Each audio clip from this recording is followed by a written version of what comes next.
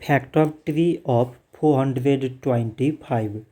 So 425, it can be written as 5 times 85.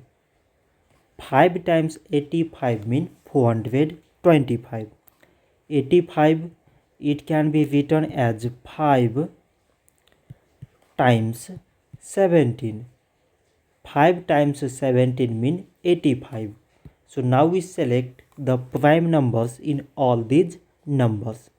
So prime numbers here is 5, 5 and 17.